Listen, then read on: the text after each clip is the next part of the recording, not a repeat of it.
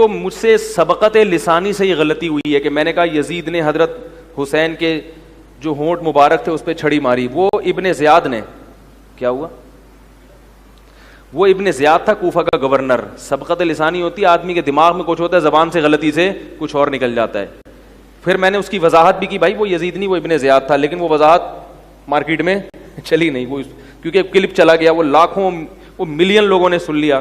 اب سب کہہ رہے ہیں, ایک طرف کہہ رہے کہ یزید کو لعنت اللہ علیہ نہ کہو, دوسری طرف کہہ رہے انہوں نے چھڑی, کیونکہ اگر یزید نے چھڑی ماری ہے یا یزید قتل میں شریک تھا تو پھر وہ بہت بڑا لعنت اللہ علیہ تھا. تو حضرت مفتی تقی عثمانی صاحب کی تحقیق یہ ہے کہ یزید کے بارے میں مستند روایات سے ثابت نہیں ہے کہ وہ حضرت حسین کے قتل میں شریک تھا.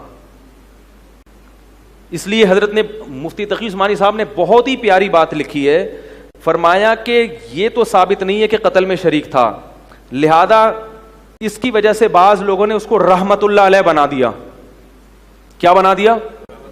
لیکن فرمایا کہ اتنا بھی نہیں ہے کہ رحمت اللہ علیہ کہنا شروع کر دو, اس لیے کہ اس کے دور حکومت میں قتل بہرحال ہوا ہے. تو آپ کے دور حکومت میں نبی کے نواسے قتل ہو گئے, تو یہ بھی بہت بڑا جرم ہے. اس لیے انہوں نے اعتدال والی بات کہی کہ اس ہاں یہ پھر ایک بڑا جرم یہ کہ پھر وہ کوفہ کے گورنر کو معزول کیوں نہیں کیا, معزول کیوں نہیں کیا کوفہ کے گورنر کو, یہ بہت بڑا سوال ہوتا ہے. تو اس سوال کی وجہ سے بھی ہم یزید کو اچھا نہیں کہہ نہیں سکتے, ہم اس کو اچھا. پھر سوال پہ لعنت اللہ علیہ کیوں نہیں کہہ رہے؟ بھائی لعنت اللہ کہنے میں احتیاط کر رہے ہیں, احتیاط اس لیے کہ عین ممکن ہے کہ اس کے پاس کوئی عذر ہو کہ میں ابن زیاد کو معزول نہیں کر سکتا. بعض دفعہ گورنر اتنا مضبوط ہوتا ہے کہ آپ نے اس کو معزول کیا تو آپ کے خلاف کیا ہو جاتی ہے, آپ ہم گھر میں نہیں دیکھتے, لوگ میرے پاس کیس آتے ہیں. ایک صاحب نے میرے پاس کیس آئے کہ بیگم کے معاذ اللہ اللہ نہ کہے, بولتے ہوئے بھی ڈر لگتا ہے کسی سے تعلقات ہو گئے. میں نے کہا طلاق دے دو, کہہ رہے نہیں دے سکتا میں, سالے پکڑ کے کوٹ دیں گے مجھے. ٹھیک ہے نا. تو جب ایک چھوٹے سے گھر میں انسان معذور ہو سکتا ہے تو حکومت بھی بہت سی چیزوں میں معذور ہو سکتی ہے. لیکن پھر بھی یہ ایسے دلائل نہیں ہے کہ ہم اس سے یزید کی تعریفیں شروع کر دیں. تو اس لیے اعتدال والی بات کیا ہے؟ توقف. یوں بولو بھائی اللہ تعالیٰ حضرت حسین کے قاتلوں پر 100 مرتبہ لعنت فرمائے, نام لینے کی ضرورت نہیں ہے, کیونکہ تاریخ میں بہت کچھ الٹا پلٹا کر کے مسخ کر کے پیش کیا گیا ہے.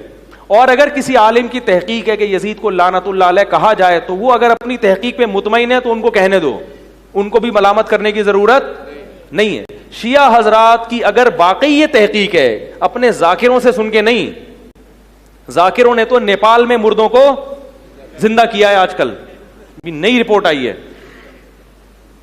کچھ شیعہ میں سمجھدار بھی ہوتے ہیں الحمدللہ, انہوں نے خود کمنٹ کیے کہ یہ ذاکر کیا ہیں, یہ ہمارے مذہب کو کیا کر رہے ہیں, بدنام کر رہے ہیں. تو میں نے کہا چلو ان کو اتنا تو احساس ہوا کہ کن لوگوں کو لا کے تم نے بٹھایا ہوا یہاں پہ. نیپال میں مردے زندہ ہو رہے ہیں, حضرت عباس آ کے مردوں کو زندہ کر رہے ہیں, صبح ماتم ہوا, پتہ نہیں کیا کیا. اتنے تو ہمارے والے جو ہیں وہ ایک حضرت جی وہ بھی نہیں پھینکتے. خیر, تو کیا کہہ رہا تھا یار میں, ہاں تو اگر کسی شیعہ محقق کی تحقیق ہو, واقعی محقق ہو کہ تحقیق ہو کہ واقعی یزید اس میں, تو اپنی تحقیق اگر اس کی ہے وہ اس بیس پر یزید پر لعنت کرتا ہے تو ہمیں اس پر بھی کوئی اشکال نہیں ہے. ہم تو لوگوں کو اپنا موقف بتا رہے ہیں کہ بھائی ہمارے سامنے چونکہ ثابت نہیں ہوا اس لیے ہم احتیاط کر رہے ہیں. اچھا تو بالکل نہیں کہیں گے, ٹھیک ہے نا, اتنا, کیونکہ اگر بالفرض شریک ہوا اور قیامت میں اللہ نے پوچھ لیا کہ تم نے اس کو رحمت اللہ علیہ کیوں کہا, اس کا جواب دو, تو ہمارے پاس کوئی جواب نہیں ہوگا, پکڑے جائیں گے ہم. کیونکہ حضرت حسین جو نبی کے نواسے ہیں ان کا معاملہ معمولی درجے کا نہیں ہے, بڑا نازک مسئلہ ہی ہے. تو اگر کسی کی تحقیق ہے تو اس بیس پہ کہتا ہے تو ہمیں اس پہ کوئی اعتراض نہیں ہے, لیکن اپنا موقف تو انسان بیان کر سکتا ہے نا کہ بھئی ہمارے سامنے ابھی تک دلائل سے واضح جتنی بھی روایتیں اگر آپ اٹھائیں گے اس میں لنگڑے لولے راوی بہت نظر آئیں گے اس میں. تو اس لیے حضرت مفتی تقی عثمانی صاحب کی بات میری رائے میں سب سے زیادہ معتدل ہے, جیسے کہ وہ ہمیشہ معتدل بات ہی کرتے ہیں. اگر اس سے کوئی اختلاف کرتا ہے تو ٹھیک ہے, وہ اختلاف کا حق ہر ایک کو ہوتا ہے, وہ کر سکتا ہے اپنی تحقیق کی بیس پہ. لیکن میں آپ کو کہہ رہا ہوں تحقیق تو کرو, ذاکروں کی تقریریں تحقیق بولو نا نہیں ہوتی.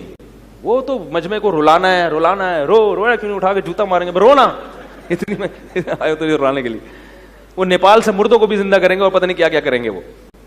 मुफ्ती तारिक मसूद साहब के बयानात सुनने के लिए youtube.com/मुफ्ती तारिक मसूद को सब्सक्राइब करें।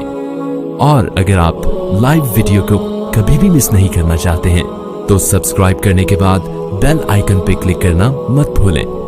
जज़ाकल्लाह।